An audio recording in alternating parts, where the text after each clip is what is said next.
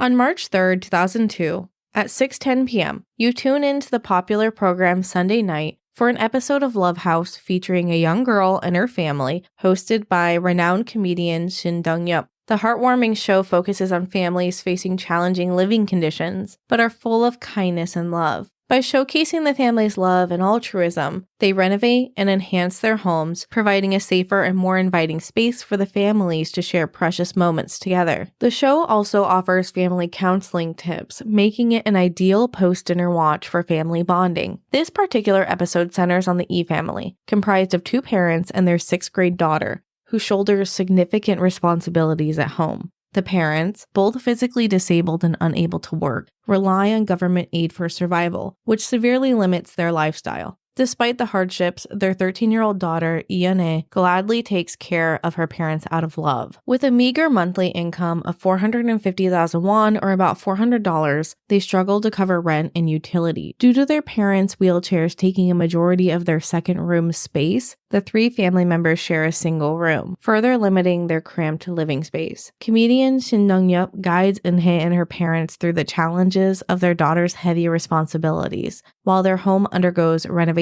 to accommodate their disabilities and provide Eunhae with her own space. The episode concludes with the family brimming with gratitude for the show's generosity, captured in a heartwarming moment of shared smiles. Eunhae told the hosts, "When I grow up, I want to give as much to other people in need as I have received." Now we fast forward to April 16th, 2022. You turn on the TV again to see Lee Eunhae on TV, but this time in a much different circumstance. You're watching the daily news and Eunhae speaks to a reporter and states, "My parents had a hard time raising me, so why did I grow up to be an adult like this?" Then you hear the breaking news. Lee Eunhae was arrested for the murder of her husband.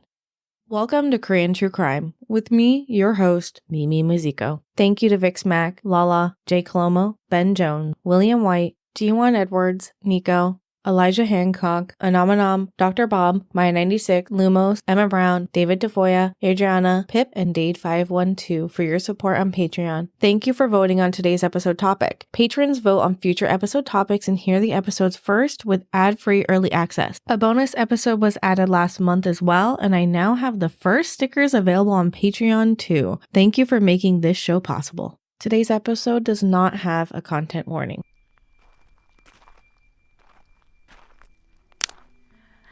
What was that?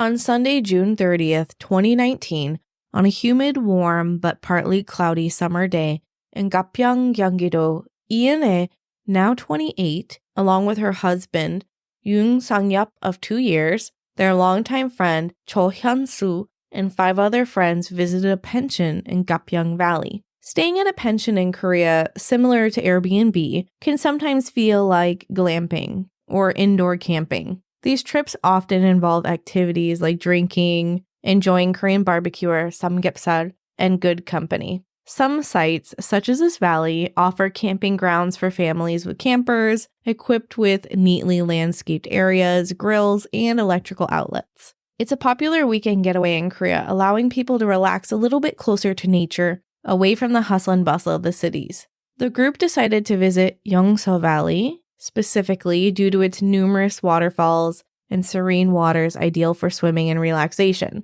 making it a very popular tourist spot during Korea's hot summers. The location is conveniently close to bus stops and businesses, just a 20-minute drive leading back to the residential areas. Even within the campgrounds, there are tourist attractions and guided hiking tours, meaning the friends were not isolated in the woods. There are many people involved, so I will try my best to describe the friend group to simplify their relationships. Eunhae and Sang-yup are a married couple. Hyun-soo, Dae-sul are Eunhae's friends. Jun-soo is Hyun-soo's coworker and friend. Eun-young is Jun-soo's girlfriend. And finally, Hyo-sup is Dae-sul's friend. I'll continually remind you of their relation to Eunhae as the case goes on, because it can get a little bit confusing. Eunhae's friend group planned the trip together, and with her husband coming along, it should have been the perfect getaway. Eunhae had been living in Incheon, while Sang-yup was working in Suwon. Incheon, still to this day, is full of large apartment complexes. Mostly new. It's a very urban area, although surrounded by nature and the breeze from the ocean. It would be a great place to live. I've stayed in Incheon in one of the mega apartment buildings in an Airbnb, and it was a gorgeous view. However, the cost of living is quite high for the small apartments that they offer. Many people in Incheon commute to their jobs in Seoul, but with Sang-yup working in Suwon, it wasn't a commute he wanted to make. On the best days, without traffic, a drive from Incheon to Suwon would be about an hour. And if he chose to take the subway, it would be about an hour and a half to 2 hours, depending where he worked. Ultimately, Eunhae didn't want to live in Suwon, and the couple agreed to live separately while he worked.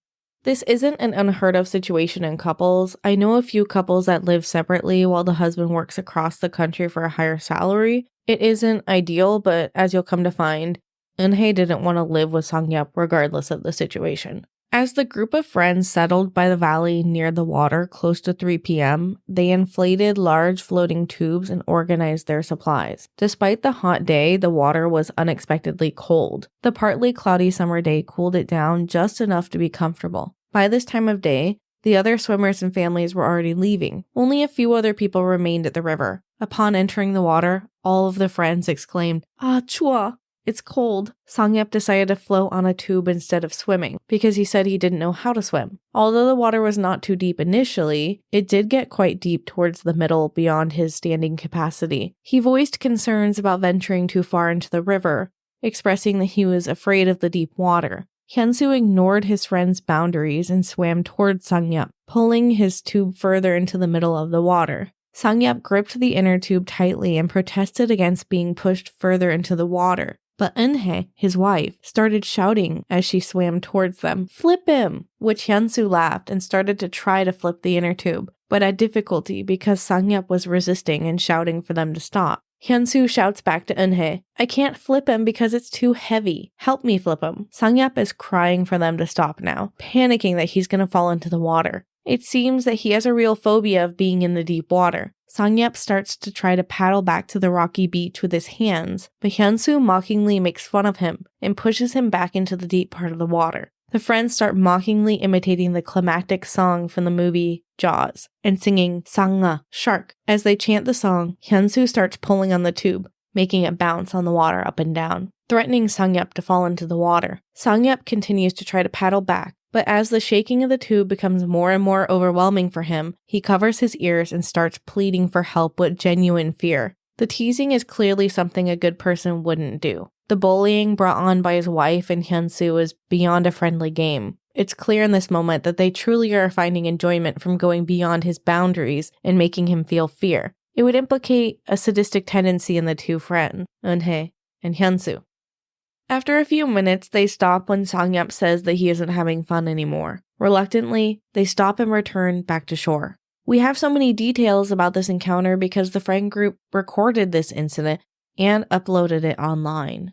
An hour later, after having moved to the parking lot to dry off and warm up, Hyunsu announces that it's time to cut open the watermelon that they brought. But they'd forgotten something important. They forgot to bring anything like a knife to cut the watermelon. Thinking of another way to torment Sang-yup, he suggests a game of 가위바위보. 가위 is scissors, 바위 is rock, and 보 is paper. 보 actually references 보자기, which is the nice wrapping cloth used in Korea. They start the game of rock, paper, scissors to determine who will be the one to smash open the watermelon. But not just smash open the watermelon. They must break the watermelon by smashing their own head into it. This is a dangerous idea, but the group of friends rally around the idea, knowing that they will make Sang-yup do it. Eunhae loses and looks to her husband with a begging voice saying, "Oh no, I have to break it," and makes her husband do it for her. Hyunsu holds the watermelon while they make Sang-yup smash it with his head. He didn't get injured from this as far as we know, but the humiliating act was enough to ensure Eunhae and the friends had the power in this situation. On this day, June 30th, 2019, the sun set at 8 p.m. So as it started to get dark at 8:20, the men, Hyunsu, Junsu, and Hyosup, agreed that they should dive into the dark water from the cliff on the side of the river. Sang-yup clearly did not want to jump into the water, but the men started to egg him on and Eunhae joined in as well. putting on a life vest and saying, "If you don't jump in, I will," implying that she was more of a man than he was. The friends, including Sang-yup, jumped into the cold water, and as they came up, they noticed Sang-yup was not with them. He didn't resurface, according to them. 4 minutes later, at 8:24 p.m., Eunhae called 119 Fire and Rescue and stated that after diving into the water, they found Sang-yup had drowned. The Gapyeong Emergency Department took 19 minutes to arrive to the scene at 8:43 p.m. because of the single-lane road that goes into the rural location for over 14 kilometers, or 8.5 miles. A second rescue team was deployed 24 kilometers away and arrived at 8:51 p.m. The rescue team secured Sang-yup's body at 9:05 p.m. after searching in the water and began resuscitating efforts. He already had no pulse and was not breathing. They continued CPR for 15 minutes before transporting Sang-yup to the nearest hospital at 9:22 p.m. The small hospital transferred him to a large hospital 40 minutes further away, where he was officially declared dead at 10 p.m. His autopsy confirmed he died from drowning. Eunhae told paramedics and police that when Sang-yup didn't resurface, she threw an inner tube out to him, hoping he would grab onto it, but they couldn't see into the dark water. She told the police also that her husband Sang-yup hated swimming, but came to make her happy.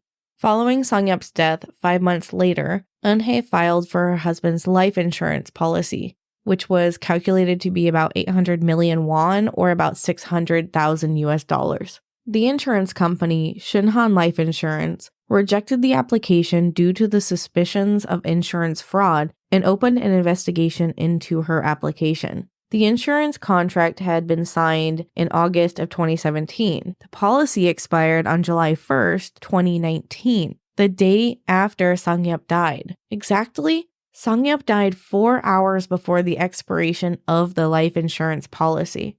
Eunhae wouldn't accept this decision and started venting about her frustrations online. The Gapyeong police had closed the investigation into his death as it was ruled an accidental drowning. But the insurance company was able to begin their own investigation regardless of what the police decided. Eunhae was furious and finally decided to reach out to the famous, and sometimes infamous, investigative television show Unanswered Question and asked them to cover her husband's accidental death and the insurance company's refusal to pay out on his life insurance policy.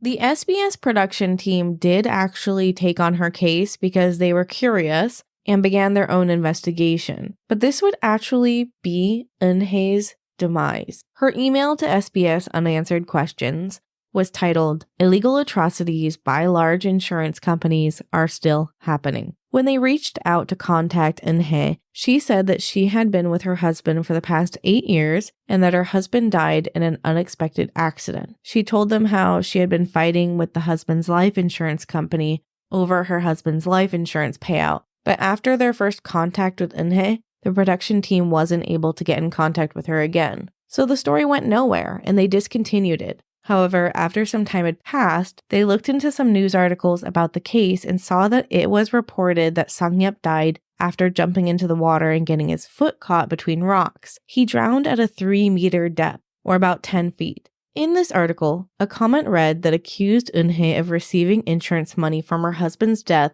and stating that she was in a lot of debt. While they were re-looking into the case, they discovered that the Ilsan police station had actually opened a new investigation into Eunhae murdering her husband for insurance fraud. This was the case that was reported by Sang-yup's insurance company, Shinhan Life Insurance. So Unanswered Questions contacted Sang-yup's family to find out the truth. Sang-yup's older sister told an entirely different story about Eunhae and Sang-yup's marriage than Eunhae had told the production team. Sang-yup was 39 years old when he died and had been working for a large research company for the past 15 years. He made a comfortable salary and lived relatively modestly. Eunhae was 11 years younger than him and started working at his company as an intern with a high school diploma. At the end of her internship, she was not offered the job, but Sang-yup had grown close to her during that time and the two started dating. This is the story that was told to them by Sang-yup. As they held funeral rites and gatherings to mourn his passing, the family met some of his coworkers and they started to see differences in the stories. In reality, Eunhae never worked as an intern at the company and they didn't know how the two had met. But after the two had gotten married in 2016, they purchased an apartment in Incheon and registered their marriage a few months later in 2017. Sang-yeop's family often asked to hold a meeting between his family and Eunhae's family so they could meet. At least the parents would meet. But it never happened. They never really learned much about Eunhae's past. A detail that was mentioned briefly in an article was that Sang-yeop's sister told the interviewer that he knew how to swim and that he'd often gone to pensions with pools and had gone swimming before with her. He'd also gone on swimming trips and boat trips with Eunhae. Typically he wore a life jacket, but he had taken swimming lessons before.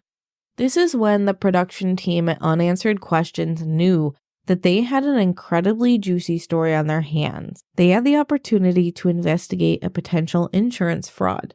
In the fall of 2017, Eunhae registered her husband for 4 different insurance policies. The 4 insurance policies equated to around 800 million won, or the $600,000. She says that she signed up under the advice of her husband, stating that they both need life insurance policies. The Ilsan police station had received a report from the insurance company about the fraud, but they had also received a report from one of Sang-yeop's family members who found the situation to be very suspicious. The family was overwhelmed by a lot of shocking information that they had learned about Sang-yeop's life from friends and coworkers at his funeral. His family learned for the first time that the couple had a child, but it was not Sang-yeop's kid. Eunhae had a child from a previous relationship who was 9 at the time of his death and had been adopted by Sang-yeop a year prior and raised by Eunhae in Incheon. It seemed that Sang-yeop didn't have an active role in the child's life.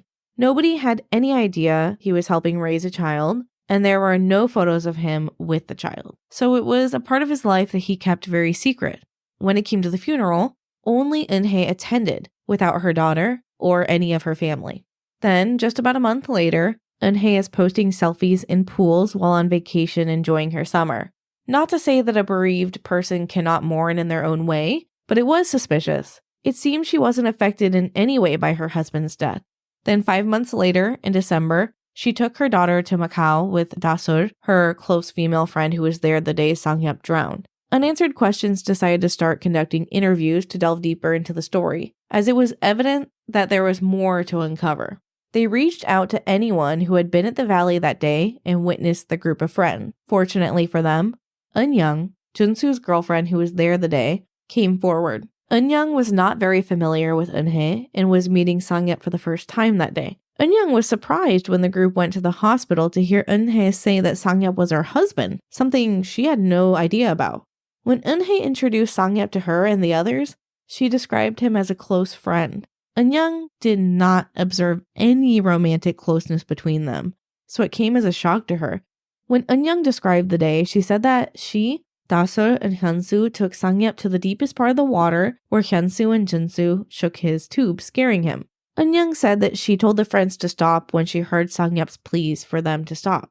Eunyoung recalled Eunhae telling Sang-yeop to go dive with the other men and then took her husband's life vest and threatened that she would jump in if he didn't. She started to goad him on. She tried to remember what Eunhae's exact words were and said that it was something along the lines of, "All of the men are going to run and jump, but you won't run?" She said it in a mocking tone. She said that Sang-yeop did run and jump with the 3 other men, which the Unanswered Questions team noted that this could be evidence he wasn't pushed off of the cliff. It was dark, and she watched as Junsu, her boyfriend, swam back to the beach after resurfacing and then asked for a cigarette. She went back to get her things to get a cigarette. When she returned, she heard some choking sound, but thought it was just one of them coughing up some water. She said she remembered seeing Sang-yeop's arms moving in the water, like he was swimming back to the beach, but she regrets that she didn't notice that he was actually drowning. This contradicts what Eunhae said had happened.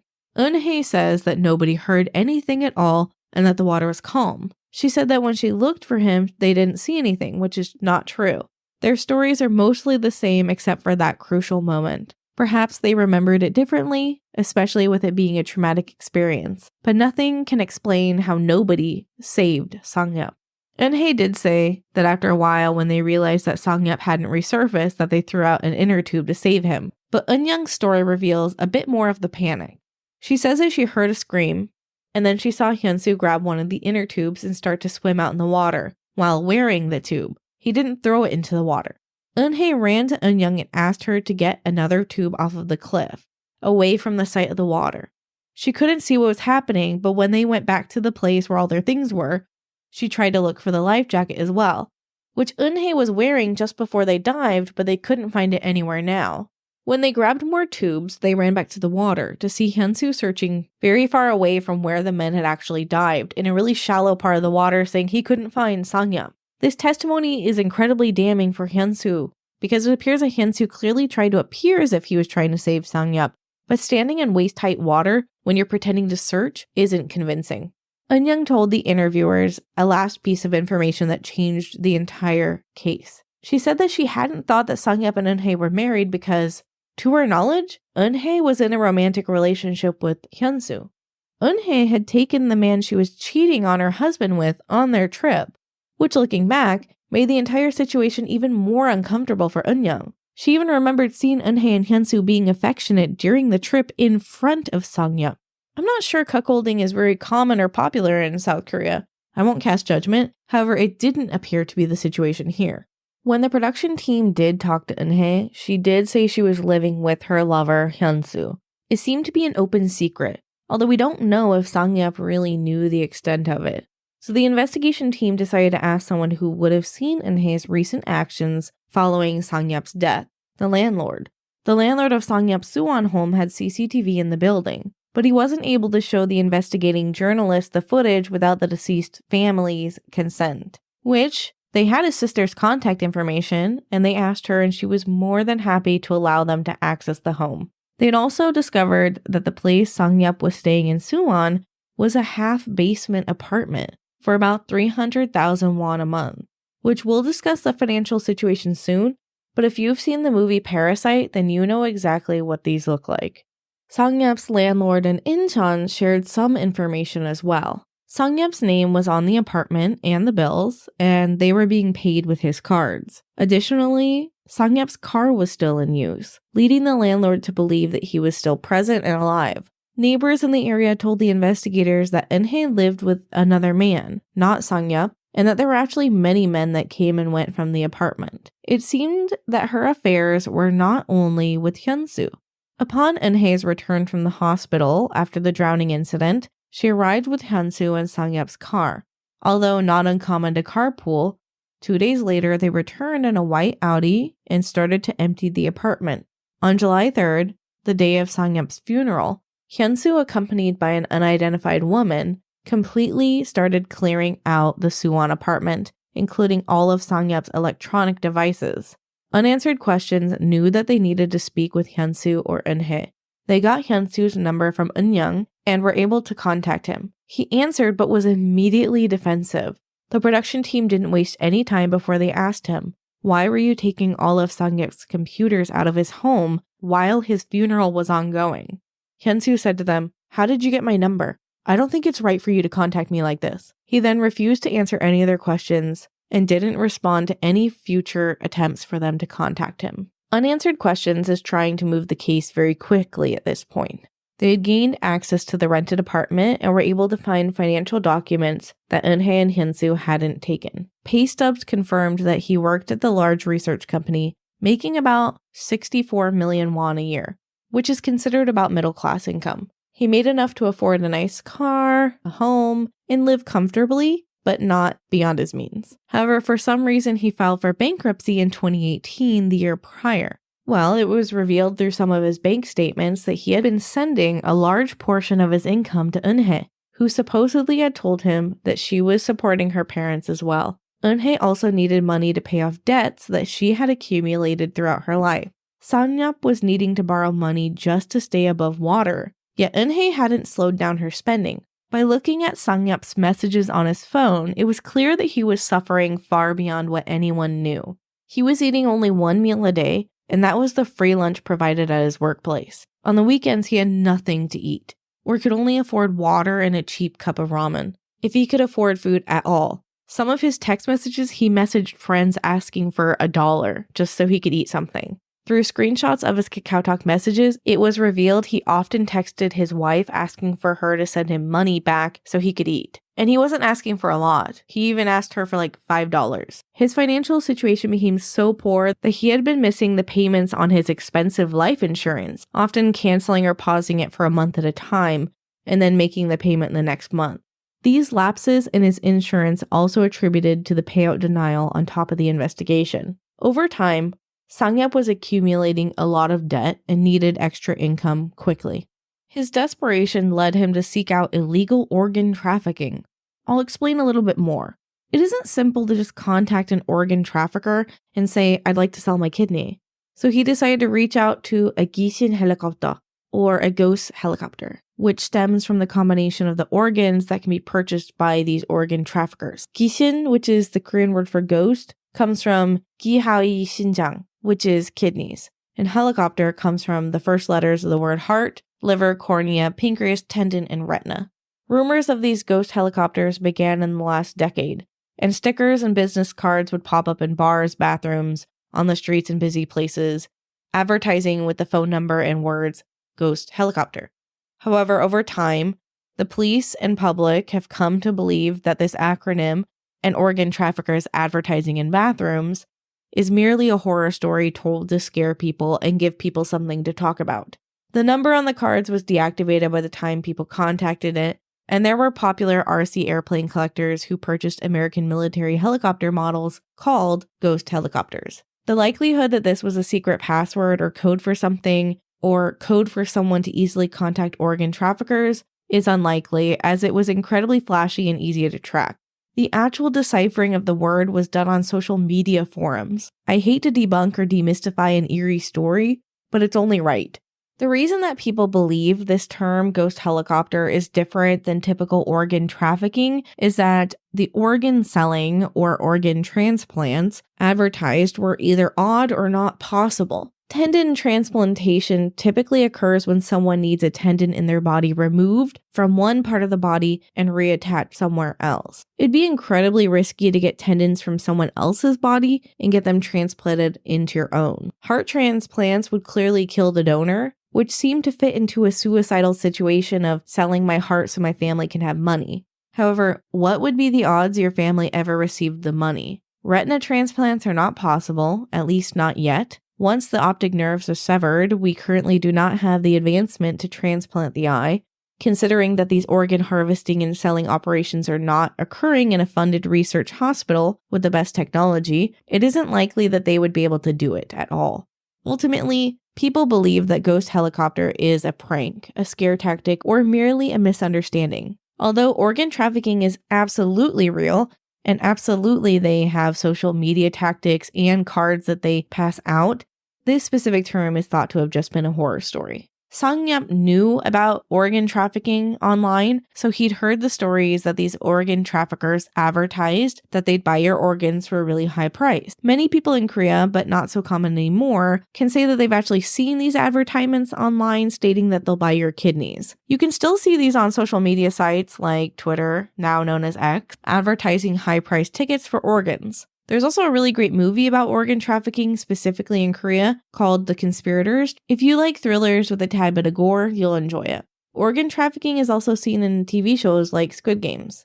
A lot of media around this case focuses heavily on the organ trafficking black market. But I'd like to clarify that Sang-yup merely posted on Twitter, "I'm looking to sell a ghost helicopter," hoping that someone in the underground organ trafficking world would reach out and contact him. Of course, nobody did. He was unsuccessful. Organ trafficking is most likely to occur in situations of human trafficking, so Sang-yup's advertisement to sell his organs really wasn't going to work out. But it gives us insight just to how desperate he was and how he was feeling during this time in his life. He was willing to die to pay down his debt and provide for his wife. As all of this desperation for money is going on, he is still taking out money to go on vacations with Eunhae and her daughter. So it isn't clear if Eunhae is financially abusing him or if he is also quite terrible with money. When he applied for bankruptcy, he had about 135 million won in debt, which would be about $100,000 USD.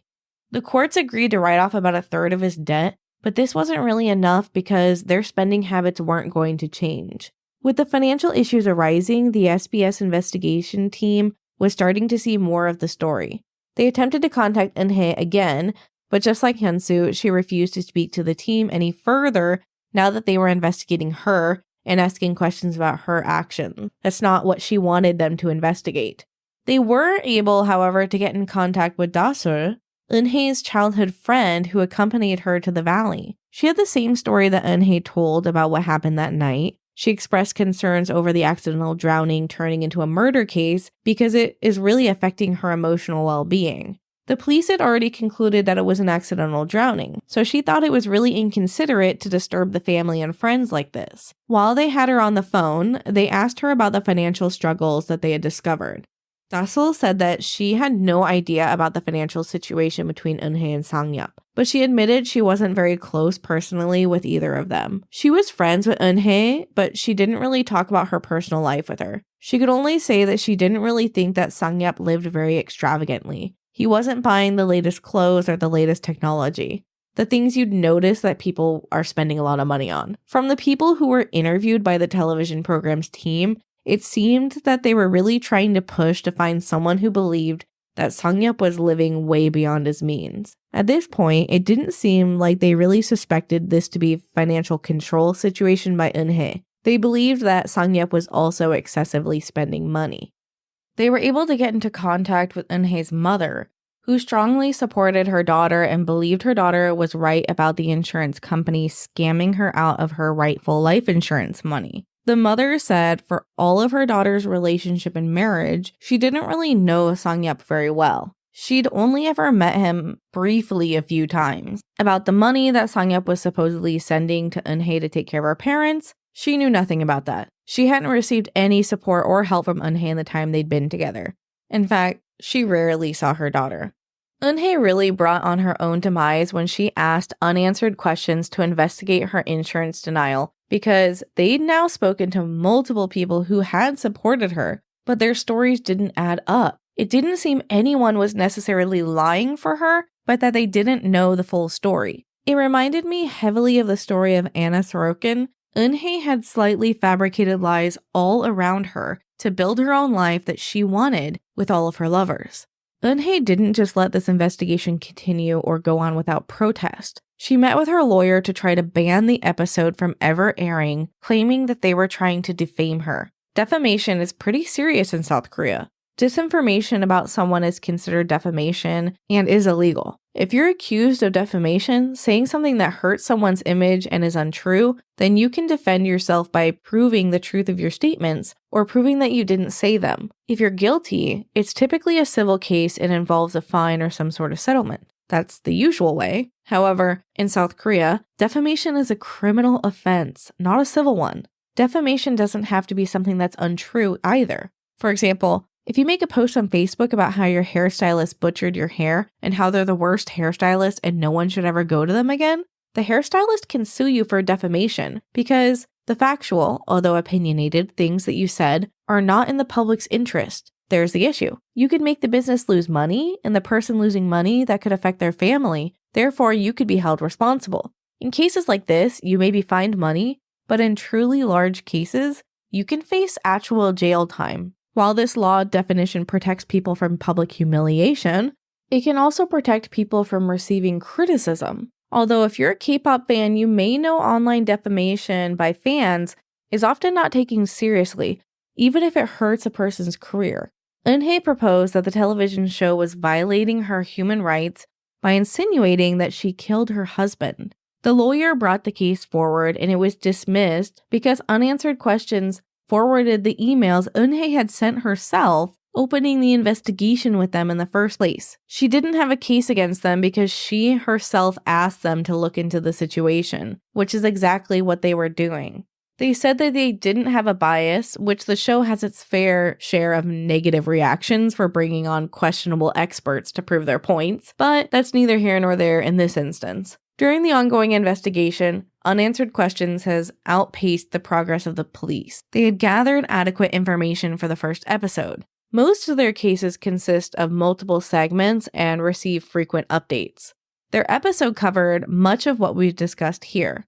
They raised suspicion over Eunhae's vacation she took just weeks after her husband's passing, including going water skiing.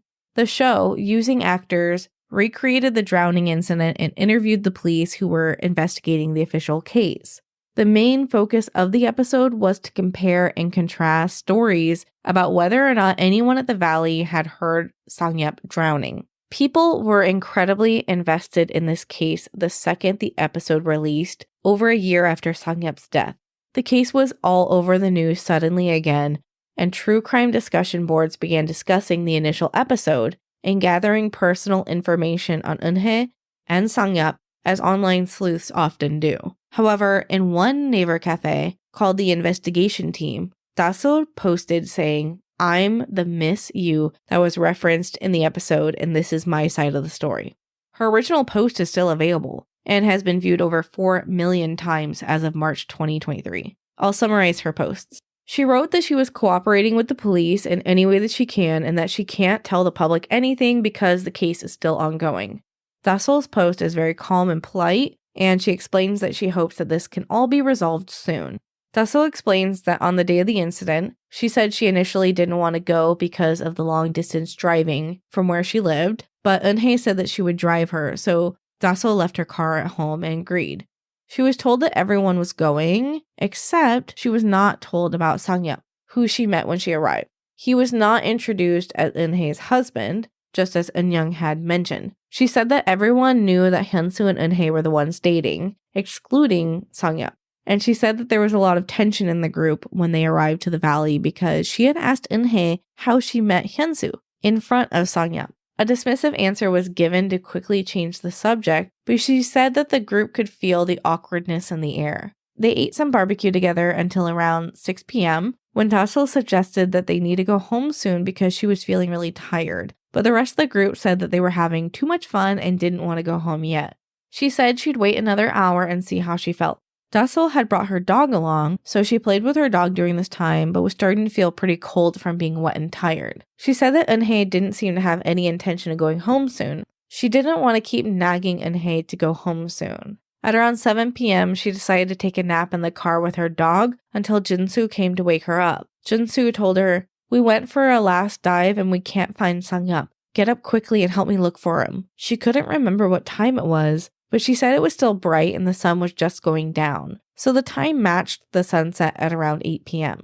She had just woken up, but immediately came to her senses and realized how serious the situation was, and asked if she needed to call emergency services, but they said that they already had. She ran down to the water where she found Eunhae at the rocky beach, screaming for help. Hyunsu was swimming in the dark water, searching for Sang-yup's body. It got dark really quickly, so everyone started using their phone flashlights to try to look, and in that time, it took a long time for the ambulance to arrive. The person to find Sang-yup's body was not one of the friend group, but instead one of the emergency workers, who indeed said that Sang-yup's foot was stuck between two rocks. The ambulance worker asked Eunhae what her relationship was with Sang-yup, and she told them that she was his wife, which surprised the group who thought that she was with Hyunsu, although we now know the truth. After Sang-yup's body was taken in the ambulance, Eunhae didn't go with it. Dasol asked Eunhae for Sang-yup's parents' phone number so she could call his family to come to the hospital with them.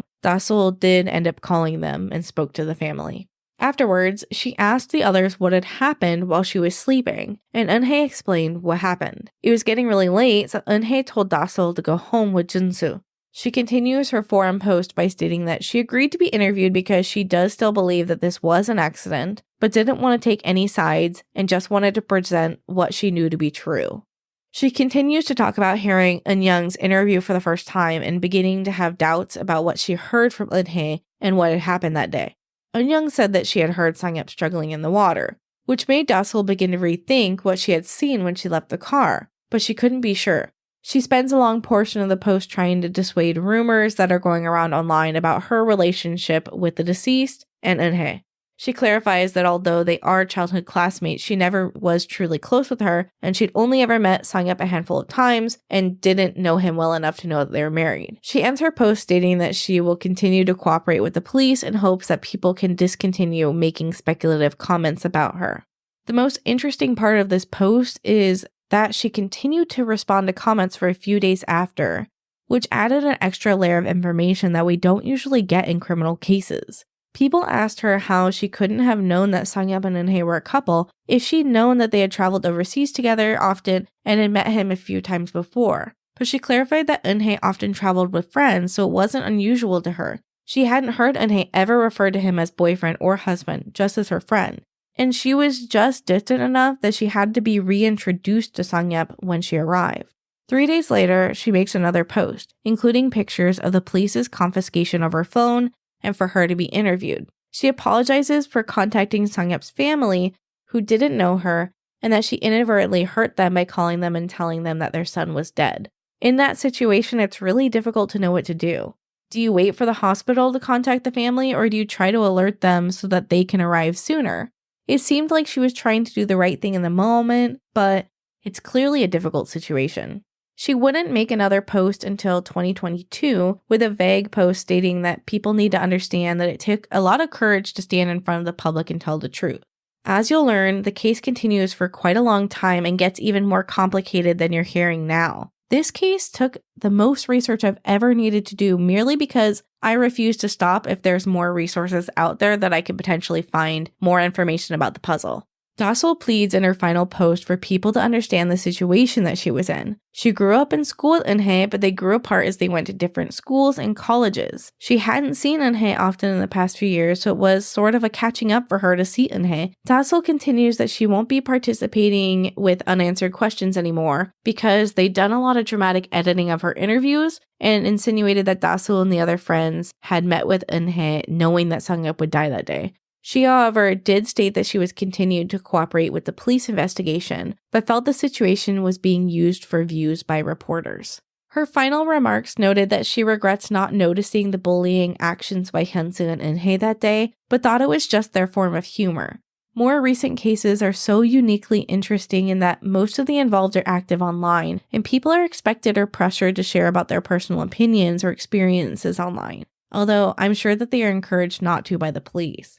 Of course, with this publicity and involvement of social media, it also means that online sleuths can become involved. This can be both helpful and incredibly harming to the situation. While it holds the police much more accountable for what they can and should achieve in their investigations, it also can reveal the personal information of those involved that otherwise should be left alone. Specifically, a fan club on Naver Cafe, a forum discussion website, started a thread called the Unanswered Questions Gapyeong Valley Drowning Netizen Investigation Team. A PowerPoint full of gained information presented through a national petition to the president to review the findings was sent. There were heavy comparisons in this case to the Hongchan River murder case, which definitely can be a future bonus episode on Patreon if you guys want. Moving forward, with the continued inclusion of social media presence being pressured on those who knew Sang-yup, his brother-in-law posted on Bobae Dream, which is an online community for information about cars, as well as buying and selling cars. They also post black box videos of car accidents as well. However, the forum allows people to post pretty much about anything. The brother-in-law recalled that when he received a call that Sunday night telling him to go to the emergency room because Sang-yup had died, he thought it was voice phishing. He thought that this had to be a sick prank, but he knew that he had to tell Sang-yup's father. When Sang-yup's sister, mother, father, and brother-in-law arrived to the hospital, they saw Eunhae there, already intoxicated and slurring her words. They couldn't understand her when she tried to tell them the recollection of the events. He asked for support on the petition posted to investigate the case further and stated that when they visited his brother Suwon apartment, he couldn't help but cry. The apartment was barren, and that's not just because things had been taken from it. There was no traces of food in the home at all. Even the sauces and seasoning packets were completely cleaned out, and his bed looked like he had collected a mattress and blankets off of the road. He had half-used seasoning packets from packaged ramen and jjajangmyeon that he had saved to use probably on plain rice or just eat it on his own. He was so starved for food on the weekends, he was living in actual squalor.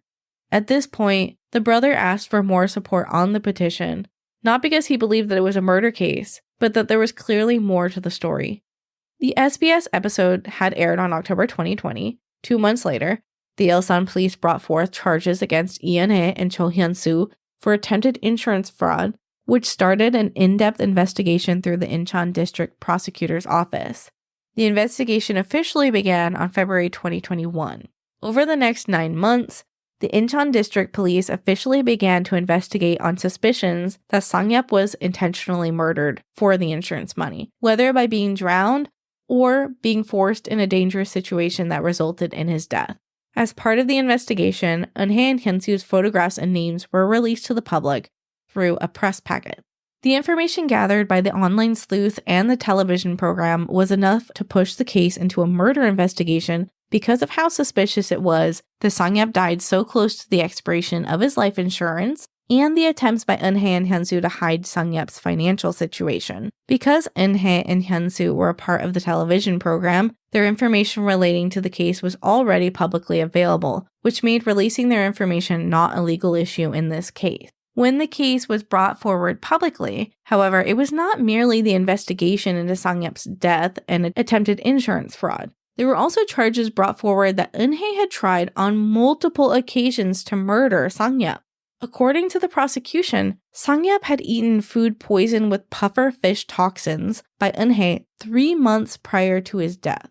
When he got medical treatment, it was below the lethal dose of the toxin, and he thankfully was able to be treated. Eunhae apologized to him for accidentally poisoning their food and was treated as if it was a horrible cooking accident. This additional charge for the case was used to say that the death of Sang-yup was premeditated murder. The prosecution had enough to arrest Eunhae and Hyunsu for their crimes at this time, but they were nowhere to be found. They had fled and were in hiding. The entire nation at this point was searching for Eunhae and Hyunsu. It was on December 14th, 2021, that Eunhae and Hyunsu disappeared. The prosecution told the public that Cho Hyunsu liked to wear baggy hoodies, and they released photos of the two.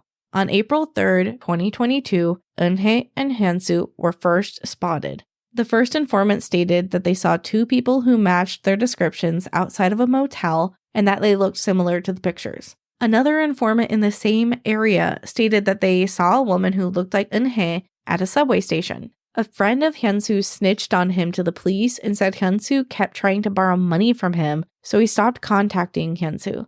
The friend, who remained anonymous, told the police that Hyunsu had worked at an illegal brothel business, and that is where he met Eunhae. The caller stated that they did work there as well, so they didn't want to incriminate themselves. They recalled that Eunhae made her husband invest in illegal sports betting, and it ended up losing them a lot of money, which of course, Hyunsu received that money.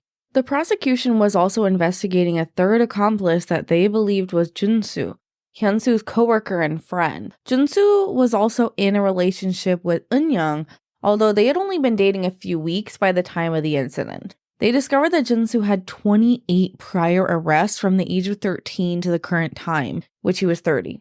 They tried to locate him but discovered he was actually already serving time in jail for a different fraud charge. He would be released in November 2021, a month before Eunhae and Hyunsu went on the run. 2 days after they are seen near a motel, the Incheon Police Agency opens an investigation into the 2010 traffic accident in Incheon, which resulted in the death of Eunhae's ex-boyfriend. It appeared that there were multiple suspicious deaths that occurred accidentally near Eunhae. On April 8, 2022, the investigation was able to obtain telegram messages sent by Eunhae after she poisoned her husband with the pufferfish toxins. Specifically, she texted Hyunsu, "I put so much poison in his food, why didn't he die?" You may recall Telegram as the app used in the Nth Room sex trafficking case that we also covered. Telegram is similar to WhatsApp, but is known more for its security. The app has continued to grow in popularity and is known for being accessible without a phone number and that your identity is private. During a search and seizure of Eunhae's apartment, they discovered 20 burner phones that belonged to the two and other business partners.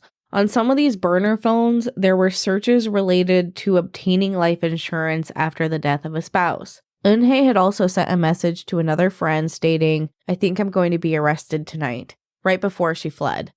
Eunhae was able to support herself the last 2 years, yet seemingly had no income. The police discovered that Sang-yup's pension was set up to be automatically deposited every month since his death, 2 years prior. This was correct for Eunhae to receive her deceased husband's pension, as it goes to spouses or whoever the person selected to be the receiver in their death. So even if she didn't get the insurance payout, she was still benefiting from his death. The police contacted Songyep's previous employer and were unable to discontinue the payments until Eunhae was proven guilty in court. This would have been a good way to have cut off their finances, which could lead to them getting caught easier. However, they had to rely on CCTV footage around the areas that they were seen, which did lead to discovering the movements of the two. On April 15th, the police received a piece of mail to Eunhae's Incheon residence that seemed to be from a slow-sending mail service. They received a letter that had been written a year and a month prior from March 17th, 2021. I've seen these services where you can write a letter to yourself or a loved one, and the letter will be mailed out like a year later. This one in particular was sent on the 333rd day. The postcard was written by Eunhae to Hyun-soo and was written at the Yachan Samgang Dumak, which is a small touristy tavern that lets people experience like an old Korean-style tavern. Eunhae calls him master, and Hyun-soo calls her his servant. I don't know what kind of relationship they had, but the word he used for her, which is Shijong-nim, I couldn't find it used pretty much anywhere else, so it isn't common to refer to a woman even in a kinky way as this. Their letter was a typical love letter wishing they'd be together in the future. They end the love letter by writing, "If he's still alive, it means that there hasn't been a major disaster."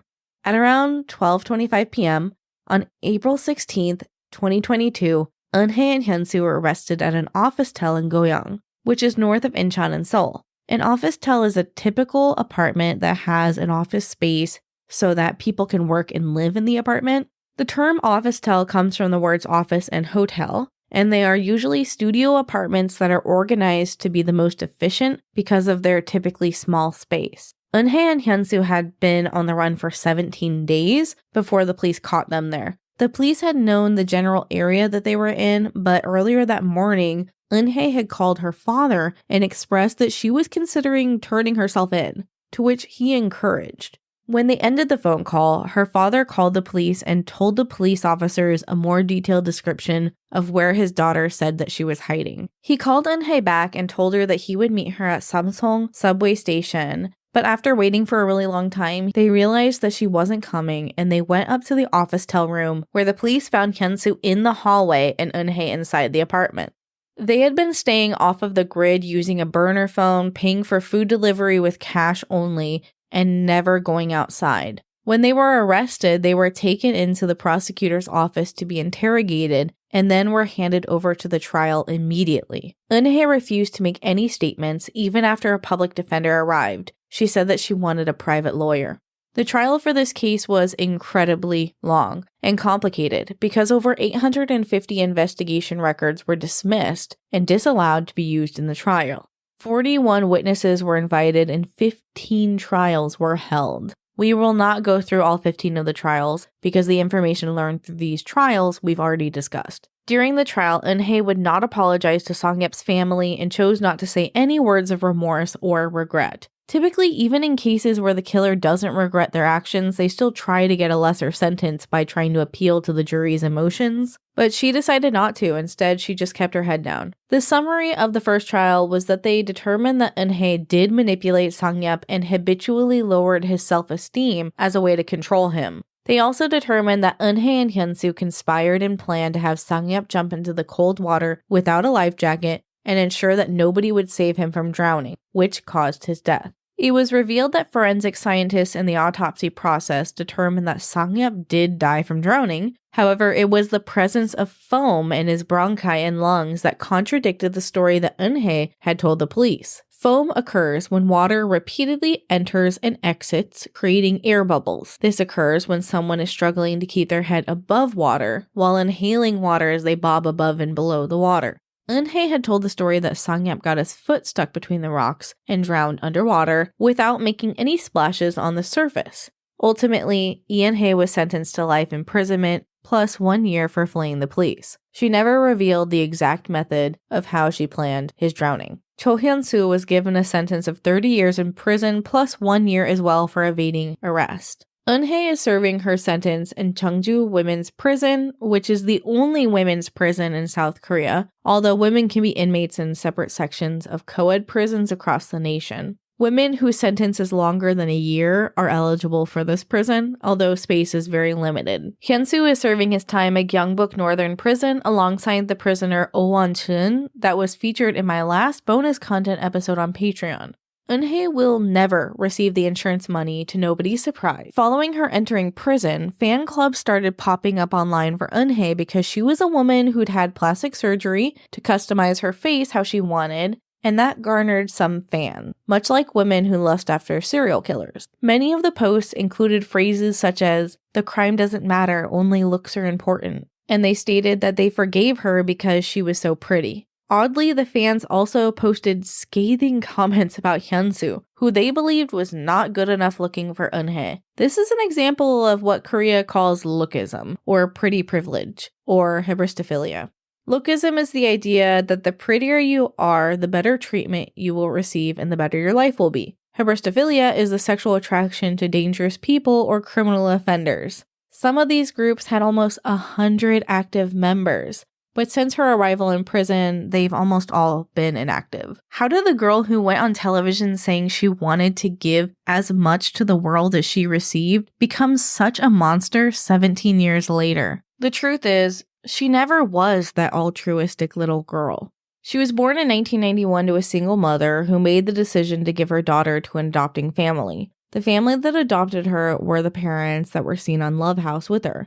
They were left paralyzed below the waist in an accident. Her parents said that she lived a normal childhood until elementary school. Then she started to run away from home in middle school. She often disappeared from the home even overnight. The neighbors knew that she was hanging out with a bad crowd, and rumors said that she was having sex with men for money after posting to meet them online. Her parents got a call from the police in 2006 when she was just 15 years old because she was caught accepting 160,000 won, or about $120 after engaging in sexual activities with an adult man. The man was arrested. But Eunhae would return to trying to find men online to meet for money. Her parents didn't know what she was using the money for or who she was doing this with, but she was caught a few more times meeting with men under the pretense of prostitution, but also stealing their wallets. She was caught a total of 5 times with friends between 2006 and 2009. Some of them with her friends, but a majority of the time, she met with these men alone. Then at the age of 19 in 2010, Eunhae became pregnant from her boyfriend. Eunhae didn't, or couldn't, stop her lifestyle of risky behavior and continued to go to nightclubs and get intoxicated, even during the first months of her pregnancy. Her behavior potentially worsened because she was arrested for assault after getting into a fight at one of the nightclubs. She gave birth to her daughter in January of 2011, and the child would then be raised by her parents. Her boyfriend, the child's father, was never able to meet his daughter because a few months prior, he passed away in a car accident. Because the records of car accidents are not saved like an investigation would be, the police state that they do not have any records remaining about the details of the car accident, but only his death certificate. So her investigation later during the trial didn't lead anywhere. They couldn't prove anything. Eunhae helped take care of her daughter with her parents and met a new boyfriend that she would become engaged to in 2014 when she was 23. The fiancé took her on a trip to Thailand before their wedding as a romantic getaway. They partied and enjoyed their time swimming in the waters and decided to go snorkeling together. They'd been drinking, which isn't inherently dangerous when snorkeling. It is dangerous for a person's reaction time and motor functioning. While snorkeling, her fiancé drowned and passed away. Thailand police did an autopsy and found that the cause of death was indeed drowning, but it is suspicious how many lovers around her have died, and 2 of them have drowned. She received travel and life insurance from the death of her fiancé, which further adds to the unease about her life. Then finally, 2 years later, she met Sang-yup in 2016, and the two got married in the next year in 2017. She told the police that they had been together for 8 years, which was a drastic stretch. The truth about how Sang-yup and Eunhae met was never told by her or by him when he was living. He told people that they'd met at work, but his coworker said that she never worked there. In fact, it was uncovered that Hyun-soo ran illegal betting in brothels where Eunhae reportedly was working as a sex worker. It was speculated that Hyun-soo was at one point her pimp, for lack of a better word. A theory about how Sang-yup met her was that he was a visitor of the business room. Sang-yup's spending showed that he had gambled at Hyunsu's businesses, and this may have started prior to dating Eunhae. It may be possible that Hyunsu and Eunhae schemed for her to date and marry Sang-yup from the very beginning, although this is all alleged. However, we do know that Eunhae did indeed work at the business room, according to the other women who worked there. She was known for always spending money faster than she earned it. Through the investigation, it was also found that Eunhae was never kind to Sang-yup. The correct term for her behavior, according to the trial, was gaslighting. She would send messages to her lover, Hyunsu, stating that her life was so difficult and she hated being ignored this much. She humiliated Sang-yup in front of other men and belittled him by calling him her friend in front of others. She flirted heavily with Hyunsu in front of her husband, and that's just what she did in public. All while she's married to Sang-yup, she's making him pay for expensive trips abroad. In the time they were together, she traveled several times and each time brought luggage that she purchased expensive travel insurance for. And then, while she was there, she would claim that her bags were stolen. She would receive over 1 million to 2 million won each time, or about $1,000. Then she'd take the insurance money she earned and travel somewhere else like Japan or Macau. As in most murder cases, she was given the psychopathy test and she got a score of 31 points, with 25 points being the minimum for a diagnosis. She was assessed and determined to have narcissistic personality disorder. As her criminal trial proceeded, Eunhae knew that her daughter, who was legally adopted by Sang-yup, had inheritance rights. The prosecution also knew that this meant Eunhae could get the insurance money after all. However, they filed to invalidate the adoption for this reason. In the investigation, they found that Eunhae didn't allow Sang-yup to see the adopted daughter very often, and therefore he wasn't caring for her and hadn't lived in the same home as her. Sang-yup's family was of course sorry for the child because she didn't really have any part in this. However, they knew that if she inherited the money, Eunhae would have control over it until she turned 18. The family also moved to have the marriage between Sang-yup and Eunhae retroactively annulled. In the end, Eunhae was left with nothing. After murdering an innocent man who just wanted to love her, leaving a child without parents and a family without their son, it's agreed by multiple experts on this case that if Lee Eunhae had not reported the insurance company to SBS, then she may have gotten away with it all. Eunhae's narcissism made her believe that nobody was smarter than her, and her plan was foolproof, but it proved that not all psychopaths are smart criminals. As always, thank you for listening to Korean True Crime. I hope you enjoyed today's episode topic. If you'd like to vote on future episode topics or hear bonus content, join Korean True Crime on Patreon today. Stickers and a hoodie are also now available. If you'd like to hear more, follow the show wherever you listen, and be sure to leave a review. 다음에 또 봐요. See you next time.